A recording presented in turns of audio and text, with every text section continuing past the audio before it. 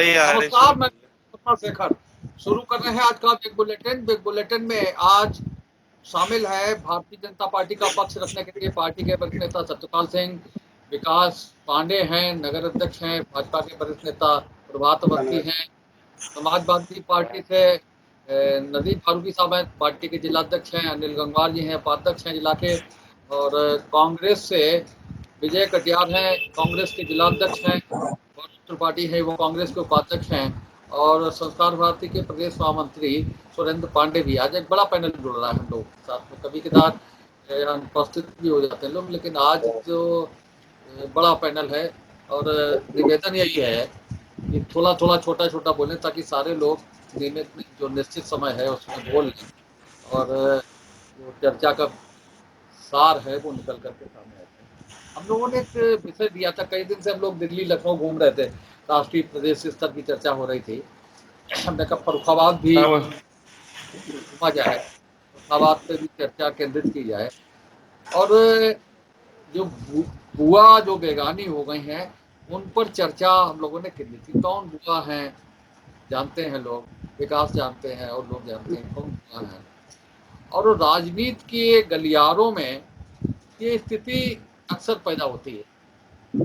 राजनीति के बारे में शुभम अंबर का एक शेर है कि तवायफ का दुपट्टा है जो किसी के आंसुओं से तर नहीं होता। इस तरीके का उनका एक शेर है कि ये सियासत तवायफ का दुपट्टा है जो किसी के आंसुओं से तर नहीं होता। तो ये सियासत के बारे में कहा जाता है कि जो जो लोग हैं वो हैं, जो चमक दमक है वहाँ तो राजनीति साथ देती है, और उस जहाँ पर संकट आया, मुसीबत आई, तो स्थिति नहीं देती।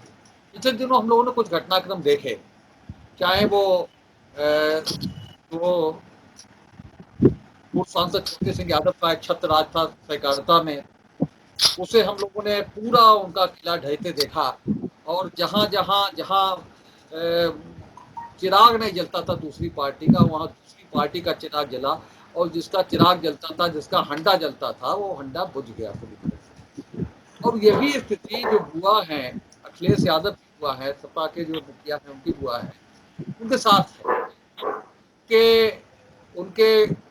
उन्हें भूमाफिया घोषित कर दिया गया। एक जो बड़ी उपाधि रह गई थी उनके साथ जुड़ने के लिए, उन्होंने यही कहा कि यही रह गया था हमारे जीवन में, राजनीतिक जीवन में, कि हमें भूमाफिया घोषित कर दिया जाए। और बेटा उनका जेल में है पिछले 1.5 साल से, और गैंगस्टर की कार्रवाई हो रही है।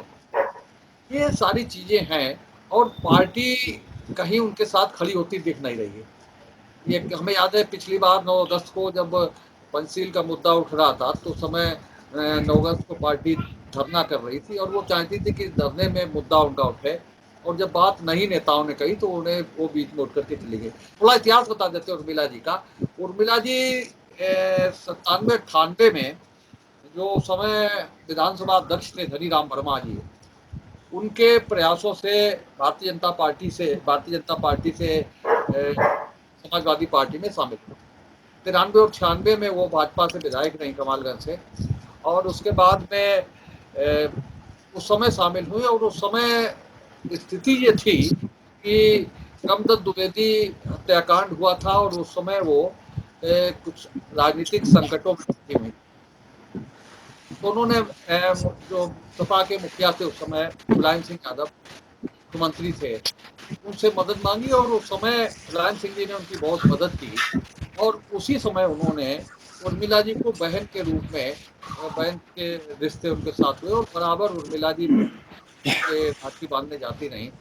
और उसी नाते अखिलेश जी भी जो कभी कदार अपनी शैली में बात करते हैं तो उर्मिला जी को बुआ कह करके संबोधित कर देते हैं।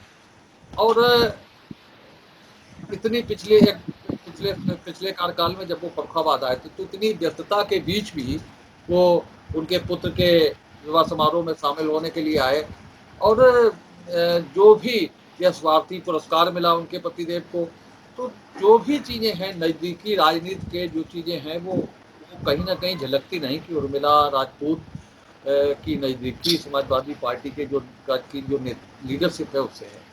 लेकिन विकास पांडे, ये जो स्थिति है कि बुआ बेगानी हो गई है चंद दिनों में, जो ऊपर लोग बैठे हैं वो देख नहीं रहे हैं और मुद्दा नहीं शामिल है। कल धरना प्रदर्शन हुआ तो उतना ही लोग करना चाहते हैं जितना वहां से लिख करके आ जाए। उसमें उसमें हालांकि हर पार्टी में हर कार्यक्रम में गुंजाइश होती है कि और लिखा होता है कि स्थानीय मुद्दे भी आप शामिल कर सकते हैं, ये लिखा रहता है हर जगह। हम लोगों ने भी बहुत संगठन चलाए हैं, बहुत राजनीति करी, सीधी चिट्ठियां देखी हैं।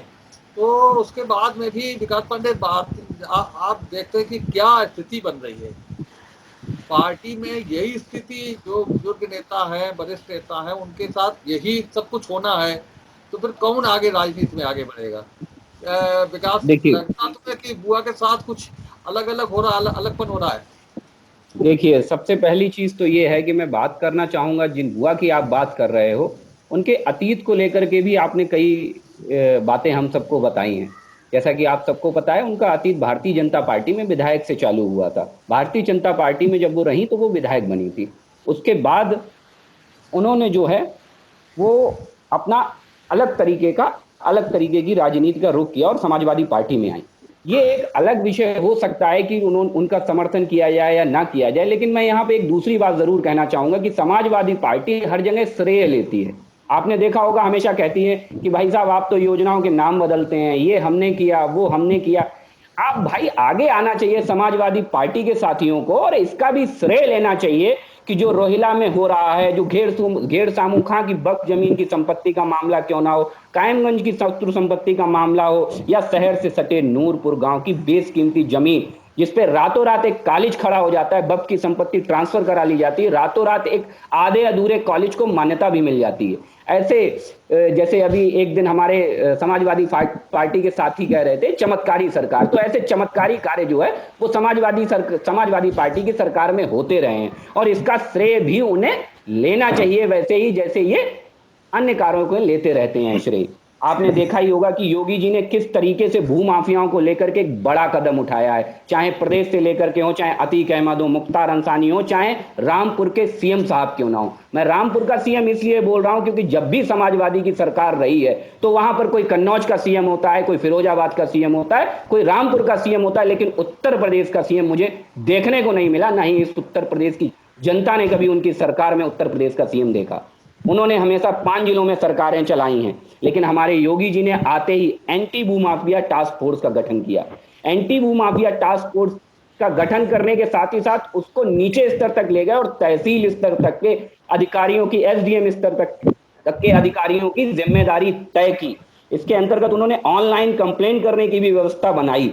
ऐसा पहले नहीं होता था। भू माफियाओं को लेकर के इतना बड़ा आंदोलन कहिए माननीय योगी जी ने खड़ा किया, जिसकी परिणति है कि आज आपके सामने एक और तरीके की व्यवस्था उभर के सामने आ रही है कि कैसे लोग रातों रात अरबपति हो गए, रातों रात करोड़पति हो गए, नेताओं से साहब बिल्डर बन गए और बिल्डरों से साहब उद्योगपतियों का तमगा हासिल हो गया। ये चीजें समझनी पड़ेगी हमें। अभी आपने देखा होगा कि इसी की वानगी है कि उन्नाव में एक पत्रकार शुभम मणि त्रिपाठी जी की हत्या हो जाती है। ये भी हत्या किन कारणों से हुई आपको पता है कि उन्होंने भूमाफियाओं को रुष्ट होकर कर उत्तर प्रदेश के भूमाफियाओं से जुड़े हुए लोगों ने उनकी हत्या कर। मैं बस यही कहूंगा कि अब जैसे एक समाजवादी पार्टी के लोग अन्य कार्यों का भी श्रेय लेते हैं, वो अपनी बुआ के किए हुए कार्यों का भी आगे आकर कर श्रेय लें। विजय कटियार जी जी देखिए, जहाँ तक सवाल उर्मिला राजपूत जी का है, क्या सच्चाई है, क्या वजह है, इसमें बहुत ज्यादा टिप्पणी करना संभव नहीं है। इसमें जांच का विषय है, जांच हो रही है। क्या पोजीशन है, इतने साल से जो मैटर था वो अभी आके निपटा है और पीछे भी सरकारें रही हैं, क्या पोजीशन रही है, इस विषय में बहुत ज्यादा कोई बड़ी टिप्पणी करना मैं उचित नहीं समझता हूँ। जांच का विषय है, जांच हो रही है और मुकदमा लिखा है, आगे जांच भी होगी।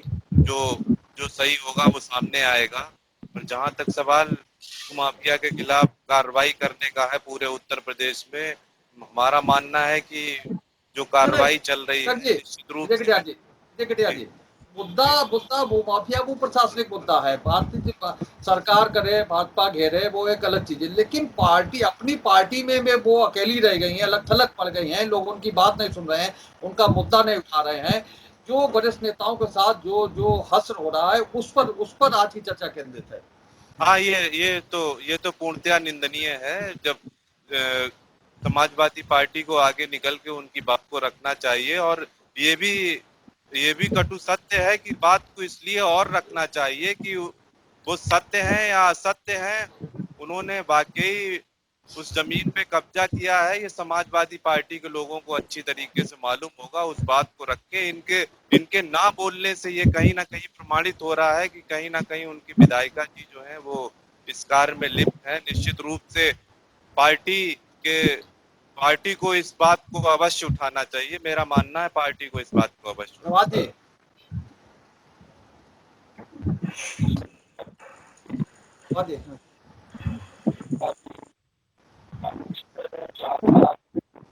आवाज बोल पा रहे?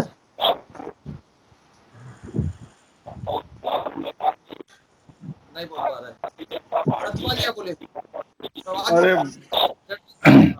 आवाज हमें लगता है पहुंच नहीं रही होगी। हमारी पहुंच रही है आवाज? ठीक है, आ रही है। आप सही है। आप नेटवर्क नहीं चाहिए आपका।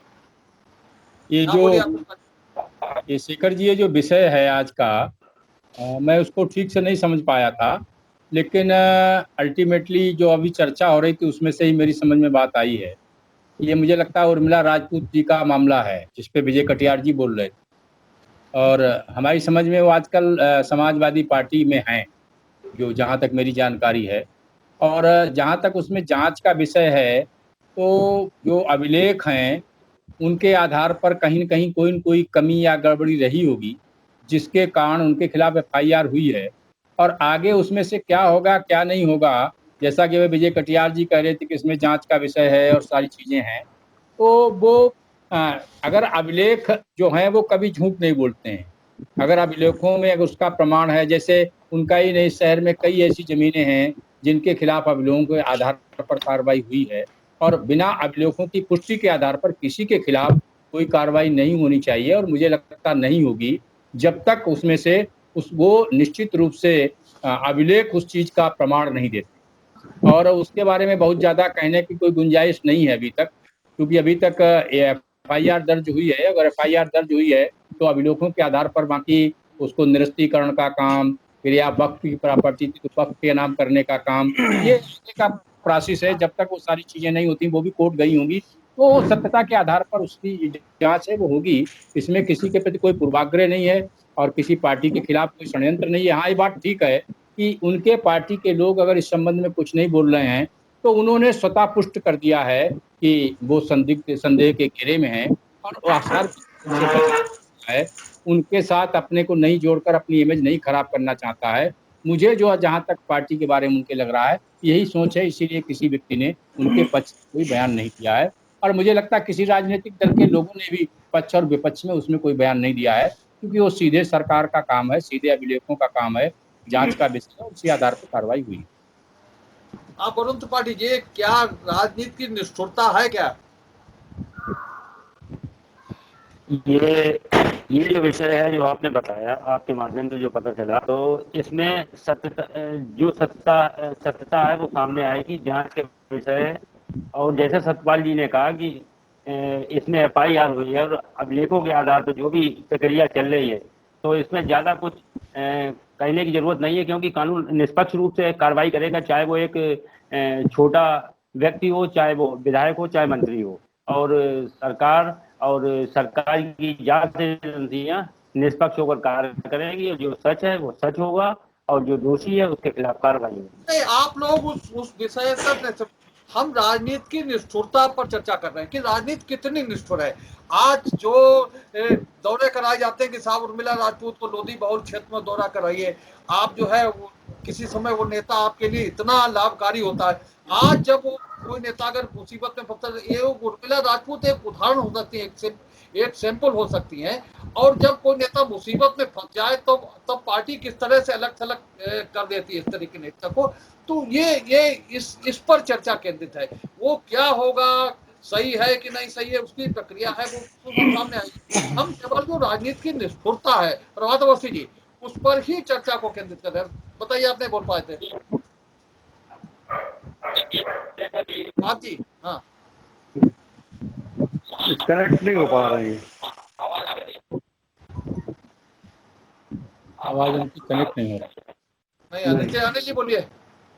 जी भाई शेखर भाई, जो आपने आज कोटला जी का प्रकरण उठाया है, तो इसमें एक पहली बात तो यह है कि अभी ये शायद 15 दिन पहले ही अखबारों में छपा है और बप की जमीन पर उन्होंने एक अपना कॉलेज बना लिया है। कॉलेज जब बना होगा, कॉलेज की मान्यता हुई होगी तो उसके कागज भी लगे होंगे, कुछ बैनामा वगैरह भी लगा होगा। तो क्या स्थिति है अभी तक? समाजवादी पार्टी, जैसे आपने कहा कि कोई उनका साथ नहीं दे रहा है, तो अभी तक समाजवादी पार्टी की जिला इकाई अभी भंग थी और अभी थोड़े दिन पहले, 8 दिन पहले जो है जिला अध्यक्ष हमारे घोषित हुए हैं और कार्यकारिणी बनेगी। और ऐसा नहीं है कि समाजवादी पार्टी उनको अलग थलग कर देगी।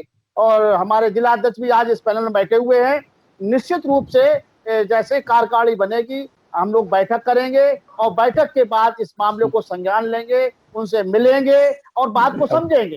क्योंकि समय बहुत बलवान होता है और समय की परिस्थितियों के हिसाब से व्यक्ति को चलना चाहिए। यदि कानूनी प्रक्रिया में वो बप की जमीन थी, उन्होंने गलत तरीके से उसको ले लिया है, तो उसे कानून से कोई हम लोग कोई भी या राष्ट्रीय अध्यक्ष भी हमारे बचा नहीं पाएंगे। लेकिन अगर उनके साथ अन्याय हो रहा है, कोई उनके साथ छल प्रपंच हो रहा है, कागजों को घेरा फरी करके लोगों को, अधिकारियों को गुमराह करा जा रहा है, तो निश्चित ही समाजवादी पार्टी उनके साथ खड़ी होगी। आज अभी एक प्रकरण और यहाँ का बताया, आप सोचिए सन 47 से जो अभी यहाँ पर सत्य संपत्ति की बात हुई है, हमारे बरोड़ भाई ने उठाई है, सन 47 से समझ लीजिए आज तक आज वो मामला नहीं उठा है। आज वो कैसे उठ गया, कहाँ त्रुटि है। और मेरे पास ऐसे कई उदाहरण हैं कि नक्शों में बहुत भारी गलतियां हैं, कि जमीन वो नंबर किसी और का है, जमीन किसी और के नाम है। ऐसे भी बहुत मामले हैं। इस पर हम लोग जिला कार्यकारिणी हम अपने अध्यक्ष जी से मिलकर जो है बात करेंगे। अध्यक्ष जी भी पैनल में बैठे हुए हैं और जिस दिन बैठक होगी इसके बाद हम लोग रुद्रा राजपूत से मिलेंगे और उनसे कहेंगे कि हम लोग, अगर आपके साथ अन्याय हो रहा है तो हम बिल्कुल आपको न्याय दिलाने की कोशिश करेंगे। सुरेंद्र पांडे जी भी, आज तो बहुत लोग हैं, गिनती भूल जाते कौन कौन लोग हैं। सुरेंद्र पांडे जी, एक शेर है ना, ये सियासत की तवायफ का दुपट्टा है, किसी की आंसुओं से तब नहीं होता। ये लग रही स्थिति यही गुप्ता जी को छोड़ दिया है बीच में। ये सियासत की तवायफ का दुपट्टा है, जो किसी के आंसुओं से तर नहीं होता। शुरुआत ही आपने आज बहुत अच्छी कर दी, लेकिन समस्या ये है कि ये प्योर राजनीतिक चर्चा हो रही है। हमने जो देखा है, राजनीतिक और सामाजिक संगठनों में बहुत बड़ा अंतर है। राजनीति वास्तव में केवल और केवल वहीं तक सीमित है जब तक व्यक्ति का अपना हित है, तक इसका प्रयोग के बाद जब हित नहीं है तो छोड़ देगा। कहीं ना कहीं डॉक्टर राजपूत जी एक सामाजिक व्यक्ति भी हैं, समाज में उनका बड़ा नाम है, एक साहित्यकार भी हैं। फर्रुखाबाद महोत्सव के माध्यम से फर्रुखाबाद की विरासत को आगे बढ़ाने का कार्य किया है। एक बहुत अच्छा संग्रहालय उनके घर पर है। ये उनका सामाजिक पहलू है। क्योंकि वो समाजवादी पार्टी से जुड़े हुए हैं, हमें ऐसा लगता है कि जब व्यक्ति संकट के समय में हो तो पार्टी, जैसा कि अभी आदरणीय अनिल गंगवार जी ने बताया, पार्टी की कार्यकारिणी घोषित है या नहीं है, पार्टी के कार्यकर्ता वही कष्ट के समय में जाकर कम से कम व्यक्ति से मिलना चाहिए। इसके साथ ही कानून का अपना पहलू है, कानून अपना काम करेगा, कानून का कार्य करना भी चाहिए। यदि किसी ने गलत किया है तो सजा मिलनी चाहिए। लेकिन ये वास्तव में राजनीतिक निष्ठुरता है और ये केवल एक ही दल में नहीं है, सभी दलों के लोगों का ये दर्द है। भले ही किसी का दिख जाता है या किसी का नहीं दिखता है, कोई बयां करता है कोई बयां नहीं करता है, लेकिन ये वास्तव में ये सियासत की तवायफ का दुपट्टा है जो किसी के आंसुओं से तर नहीं होता। इससे आपने चर्चा बिल्कुल सटीक अंबर जी की पंक्तियों से शुरुआत की है। तो ये दर्द तो है सभी का। आज वो आदरणीय उर्मिला राजपूत जी को, रामकृष्ण राजपूत जी को वो दर्द हो रहा होगा कि आज पार्टी ने उनको अलग थलग किया है संकट की घड़ी। अब सुनपानी जी बता दें आपको, नदीम जी बात करेंगे।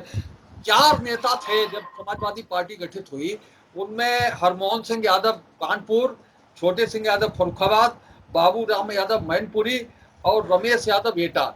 ये इनके बारे में कहा जाता था कि ये ही पूरी समाजवादी पार्टी चलाते, इनके बिना पत्ता नहीं हिलता, ये एक स्थिति ये थी। और उनमें छोटे सिंह यादव भी एक नेता थे, और छोटे सिंह यादव जब उनका जो समाजवाद उसका सहकारिता का जो किला था जब गिरने का हुआ, तो पार्टी के लोग बहुत दूर जा खड़े हुए, कहते भैया हमसे कोई मतलब नहीं, सब उनका अपना खेल था। और वही स्थिति उर्मिला जी की है। उर्मिला जी ने बहुत पार्टी के लिए बहुत वोट मांगे, बहुत काम किया, पार्टी ने भी उनका बहुत सहयोग किया, लेकिन वही बात कि कुल मिलाकर के उसी शहर के आसपास हम आकर के रुकते हैं कि ये सियासत की तवाइफ का दुपट्टा है, किसी के आंसू के तने उतर। नदीम फारूकी जी, पूरी चर्चा आपने सुनी है बात पहले चक्र की। देखिए, ये राजनीतिक निष्ठुरता की जो ज्यादा बात हो रही है, तो सहिष्णुता का सही आकलन आप लोगों के पास नहीं है। हमारी समाजवादी पार्टी में ज्यादा ही हमारा सबसे ज्यादा अपनत्व अगर किसी राजनीतिक दल में है तो वो समाजवादी पार्टी में है। अब हमारे दल का उर्मिला जी के साथ सहिष्णुता दिख रही है, निष्ठुरता दिखती है, ये हमको मालूम है या उर्मिला जी को मालूम है? मैं निरंतर उर्मिला जी के संपर्क में हूँ, उनके हर कदम के साथ हूँ, उनके परामर्श में हूँ, उनके घर पर मैं जा रहा हूँ, उनसे बराबर वार्ता हो रही है, और जितना उनका डिफेंस हो सकता है वो बराबर किया जा रहा है। अगर उर्मिला जी का कोई पक्ष यहाँ बैठा होता तो वो निश्चित इस बात को स्वीकार करता। अब इस बात को लेकर तमाम राजनीतिक दलों को चिंता ये हो रही है कि उर्मिला जी की चिंता समाजवादी पार्टी नहीं कर रही है। एक राजनीतिक व्यक्ति होने के नाते अगर आपको ये लग रहा है कि वो बहुत सीनियर हैं और पूर्व विधायक हैं, तो भारतीय जनता पार्टी का भी दायित्व है, कांग्रेस का भी दायित्व है कि अगर उनके साथ अन्याय हो रहा है तो उनकी बात रखें। अगर वो हमसे असहमत होंगी और आप इस वक्त उनका समर्थन कर देंगे तो निश्चित तौर पर कहीं ना कहीं आपके प्रति उनकी हमदर्दी बढ़ेगी। लेकिन ये सिर्फ राजनीतिक बात को केवल ये मान लेना कि उनके साथ अच्छा नहीं हो रहा है और पार्टी उनके साथ नहीं है। छोटे सिंह जी की जो बात आप कर रहे हैं, जो कोऑपरेटिव की बैठक में उनके साथ जो बदतमीजी हुई थी, उसके बाद बड़े पैमाने पर जो पार्टी उनके साथ खड़ी हुई और भारतीय जनता पार्टी के खिलाफ के लोगों के खिलाफ, कार्यकर्ताओं के खिलाफ और नेताओं के खिलाफ हमने एफआईआर दी, तो तत्काल सम्मान सहित छोटे सिंह जी के जो समर्थक थे उनको छोड़ा गया था। पूरी पार्टी उनके समर्थन में खड़ी थी, पूरा उनका सम्मान है छोटे सिंह जी का। हमारे यहाँ जितने वरिष्ठ नेता उनका पूरी तरीके से सम्मान है। अब कुछ चीजें विधायी होती हैं, विधायी मामलों में हम कितना हस्तक्षेप कर सकते हैं, हमारी वहां तक एक सीमा है। केवल हम ज्ञापन देकर एक औपचारिकता हम नहीं उर्मिला जी के लिए करना चाहते हैं। उर्मिला जी के साथ हमारी पूरी पार्टी है, जिला अध्यक्ष है नदीम फारूकी स्वयं उनके साथ है, उनके संपर्क में है, और निश्चित ही उन पर कोई आंच नहीं आने दी जाएगी। पार्टी का नेतृत्व भी उनकी पूरे समर्थन में खड़ा। आप विकास जी सहमत हैं अंदर जी की सफाई? देखिए भाई साहब, उनकी सफाई अपनी जगह है क्योंकि उनकी पार्टी का मामला है, तो वो उनका कहना अपनी जगह जायज भी बनता है। लेकिन मैं फिर वही बात कहूंगा कि समाजवादी पार्टी का एक कल्चर रहा है। देखिए, एक आपने कहावत सुनी होगी, अंधा बांटे रेबड़ी आपन आपन दे। हमेशा से कहानी ये रही है, क्योंकि आज आप लिस्ट उठा के देखिए विकास जी, ये तो सभी का भाई साहब, अरे भाई साहब धैर्य पूर्वक सुन लीजिए भाई साहब, हमने आपको धैर्य सुना। अरे भाई तुले हुए हैं, आप कुछ नहीं कर रहे, समाजवादी पार्टी खराब थी, ऐसा नहीं है। सुन लीजिए, धैर्य पूर्वक सुन लीजिए भाई साहब, धैर्य पूर्वक सुन लीजिए। दूसरा चीज, मैंने पहली डिबेट में मैंने ये विषय उठाया था, पहले ही उसमें, कि समाजवादी पार्टी श्रेय लेने की हमेशा बात करती है, लेकिन आज उनके लोगों के ऊपर, चाहे रामपुर के सीएम साहब हों, चाहे मुख्तार अंसारी हों, आज उनके अपने लोगों के ऊपर ऐसी कार्रवाइयां हो रही हैं। और ये कार्रवाइयां देखिए, ये कार्रवाइयां विरोधाभासी हैं। ये कार्रवाइयां अरे ये कार्रवाइयां से प्रेरित हैं। आप ये देखिएगा, हमारी सरकार आने पर ये केस स्टैंड नहीं करेंगे, ये केस के कोर्ट में टिकेंगे नहीं, क्योंकि ये केस बनावटी है। बकरी चोरी का मुकदमा आप आजम खान के खिलाफ लगाएंगे, वो 4 बार के पूर्व मंत्री के, कौन विश्वास करेगा? ये सब आप ये हम नहीं कह रहे हैं, ये हम नहीं कह रहे हैं, ये जांच एजेंसियां कह रही हैं भाई साहब, आप जांच एजेंसियां कह रही हैं कि जौहर यूनिवर्सिटी पूरा किला बना लिया, पूरी उत्तर प्रदेश की पुलिस जिनकी भैंसें ढूंढती थी, उत्तर प्रदेश में बहू बेटियां नहीं देखी जाती थी, उत्तर प्रदेश में भैंसें ढूंढी जाती थी। ये भी दौर देखा है विकास जी, आप भी यही करें। कायमगंज में अभी आप आइए, 10 दुकानों पर आपके लोगों ने कब्जा कर लिया, अब पुलिस से मिलकर। अब वो जो है, जब उसके ऊपर खिलाफ कार्रवाई की गई है, आप आइए, अब हम दिखाते हैं कि आपके लोग कैसे कार्रवाइयां कर रहे हैं। आप भी वही कर रहे हैं, और जब हमारी सरकार आएगी तो भी आपके खिलाफ भी जांचें होंगी, तब आप अरे फंसेंगे। भाई अनिल जी जब आ जाए तब करना, पानी भी छोड़ दो भाई, सतपाल भाई साहब, अभी चक्कर में एक सज्जन दुकानें बना रहे थे और भारतीय जनता पार्टी के कार्यकर्ता गए और उनकी बनी हुई दुकानों में कब्जा करने लगे। पुलिस को हस्तक्षेप करता था। निकाल बात हो गई पूरी। कल्चर सबका एक जैसा है, हर आदमी वही कर रहा है। नहीं भाई सबका एक जैसा। आप कह रहे हैं खड़ा कर लिया जौहर यूनिवर्सिटी, ये कहिए उन्होंने शिक्षा का इतना बड़ा केंद्र बनाया है सरकार के माध्यम से। आप बताइए आपके किसी नेता ने इस तरीके से शिक्षा के क्षेत्र में सोचने का काम किया? आजम खान साहब ने उस क्षेत्र को, पिछड़े हुए क्षेत्र को बहुत बड़े पैमाने पे शिक्षा के क्षेत्र में आगे ले जाने का काम किया। आजम कब्जा करके बना लिया था, जिन्होंने बाद में एफआईआर दर्ज कराई उनके खिलाफ। कब्जा करा के, अरे एक छोटे से पोर्शन पे आप बात करते हैं मुकदमे की बात। मुकदमे तो आप करा रहे हैं ना उनके ऊपर, मुकदमे तो आप लोग करवा रहे हैं। गवर्नर उसको अप्रूवल दे रहा है, आप ही की पार्टी के गवर्नर ने अप्रूवल दिया है भाई। अरे भाई बात अप्रूवल की थोड़ी है, बात जमीन पे कब्जा किए, दूसरी एफआईआर दर्ज कराई, अभिलेखों में पाया गया भैंस भी चोरी हो रही है, बकरी भी चोरी हो रही है, मुर्गी भी चोरी हो रही है। जो चाहिए मुकदमे आप लगा लीजिए, सरकार आपकी जेब में है, विरोधाभासी कार्रवाई हो रही है। 3-4 गुंडे आपको दिखाई दे रहे हैं पूरी यूपी में, उनके खिलाफ ऐसा कहाँ है? क्या होता रहा कानपुर में आप पुलिस मरवाते रहे, कानपुर में आप पुलिस मरवाते रहे, बाद में फर्जी इनकाउंटर आप करते रहे। क्या आपका लाइन ऑर्डर है? वो तो आपकी सरकार ने ही उसको बदमाश बनाया। आपकी सरकार में पुलिस मर रही है और उसके बाद आप फर्जी इनकाउंटर कर रहे हैं। पूरे सोशल मीडिया पे वायरल है भाई साहब कि उनकी पत्नी किनके फोटो लगा के चुनाव लड़ रही थी जिला पंचायती का। ये घटना किसके कार्यकाल में कारित हो रही है? घटना तो पुलिस तो आपके कार्यकाल में, हमारे कार्यकाल में हो रही है। कहाँ आपका लाइन ऑर्डर कहाँ है आपका? अपराधियों को सब मिला हुआ था। आप बताइए, आपका एसपी 5-5 लाख रुपए ले रहा है। एसपी के हुआ कराने के 5 लाख रुपए ले लिए, वीडियो वायरल है। फोटो लगा के उसकी पत्नी जिला पंचायत चुनाव लड़ी थी कि नहीं लड़ी थी, हम आप उसमें तो अधिकार है ना भाई, लड़ सकते हैं, लेकिन आपका वायरल हो गया है। 5 लाख रुपए लड़ सकते हैं तो ये मानिए ना कि वो समाजवादी पार्टी का होगी, लेकिन प्रत्यक्ष रूप से समर्थन था ऐसे लोगों को, समाजवादी पार्टी की समर्थन था भाई साहब। बोलिए। देखिए मैं ये कहना चाहता हूँ कि सर्वविदित है कि प्रथम सूचना रिपोर्ट हो जाने से हम किसी को ये नहीं कह सकते कि दोषी हैं। एक जांच एजेंसी बनी है, जांच होगी, जांच के बाद स्पष्ट होगा कि भूमाफिया है या नहीं है।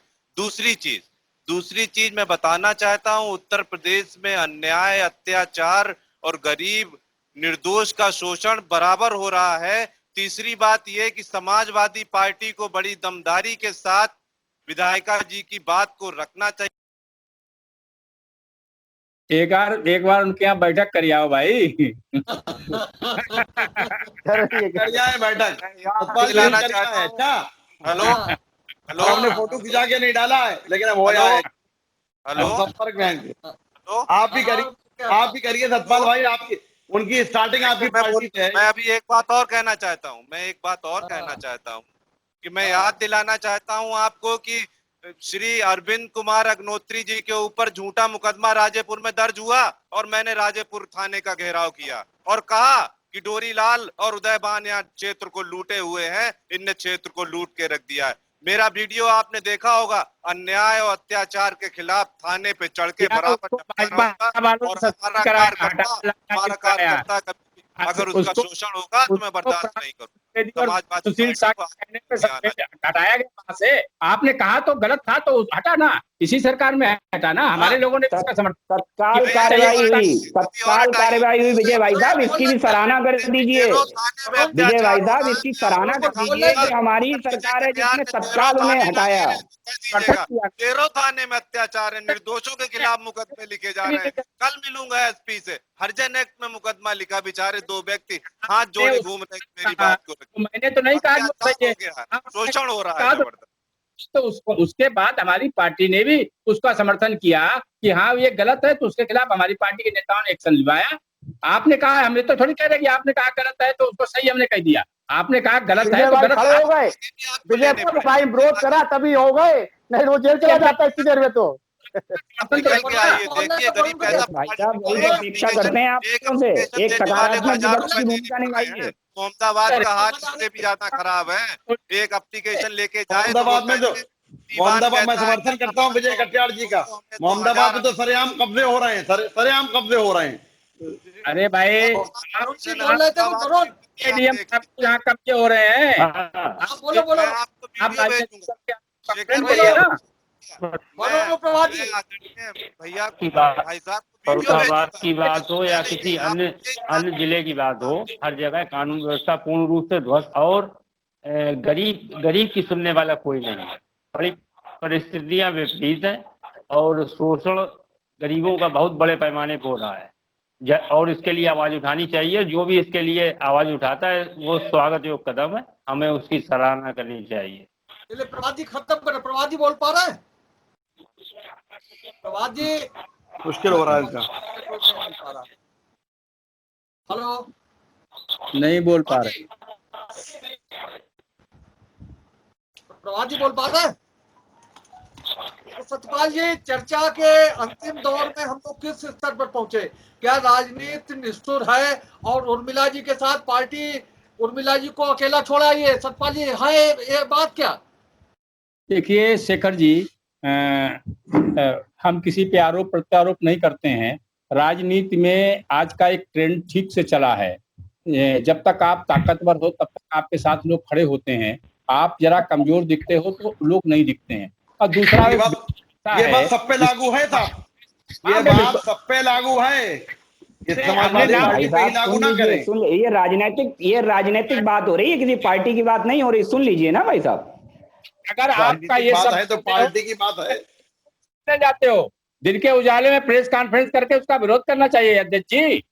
भाई क्या बात है, आप उर्मिला जी से अकेले मिलने जाते हो अंधेरे में? हमें मालूम है उनकी, भाई साहब जहाँ पे FIR सार्वजनिक हो रही है तो सार्वजनिक रूप से समाजवादी पार्टी को उनके साथ खड़ा होना चाहिए।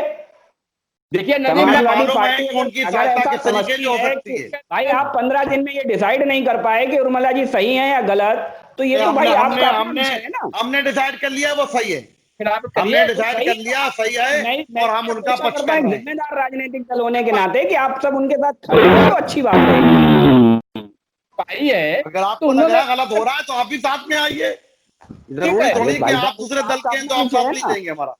हमें तो मालूम है कि उन लोगों के साथ, उन गरीबों के साथ गलत हुआ है ना, जिनकी जमीनें हड़पी गई हैं, फर्जी बैनामे कराए गए। कौन गरीब है? क्या कौन सी गरीब है? आपको उसका इतिहास ही नहीं मालूम है? आप गरीब फर्जी अभिलेखों के आधार पर तो मालूम है। फर्रुखाबाद की जनता और प्रशासन को क्यों नहीं मालूम कि नदीम फारूकी और उर्मिला राजपूत के साथ हैं? आप प्रेस कॉन्फ्रेंस प्रतिनिधिमंडल मिलिए। प्रशासन को मालूम है, हमें जनता को मतलब बताने की जरूरत नहीं है। उर्मिला जी को मालूम है। नहीं, उर्मिला जी को क्यों मालूम है? ये पूरी आज ये डिबेट हो रही है तो प्रेस को क्यों नहीं मालूम है? प्रशासन को क्यों नहीं मालूम है? इस डिबेट के माध्यम से मालूम हो जाएगी कि हम उनका समर्थन कर रहे हैं। हम उन्हें जो कानूनी सहायता, उनकी जो और दूसरी तरीके से सहायता हो सकती है वो हम कर रहे हैं। और ये सर्वविदित है कि आप लोग भूमाफिया जो घोषित कर रहे हो वो दुर्भावनापूर्ण तरीके से कर रहे हो। ये सर्वविदित है, ये बताने की जरूरत ही नहीं है। जनता को खुद विश्वास है कि आप जहां जहां जिन जिलों में भूमाफिया घोषित कर रहे हो वो दूसरे दलों के लोगों को कर रहे हो। नहीं है, आप अगर भूमाफिया नहीं है, सही साबित कर दोगे तो मैं आपके साथ खड़े होकर विड्रॉ कराऊंगा। ये आपकी पार्टी नहीं है, भाजपा है। अगर अभिलेखों में सही है उर्मिला जी या अभिलेखों में कोई व्यक्ति आपकी पार्टी का सही है तो आप उसके खिलाफ कोई कार्रवाई नहीं, किसी भी पार्टी के खिलाफ नहीं होगी। और अभिलेखों में गलत है तो आप कोई उसको किसी को बचा नहीं सकते हो।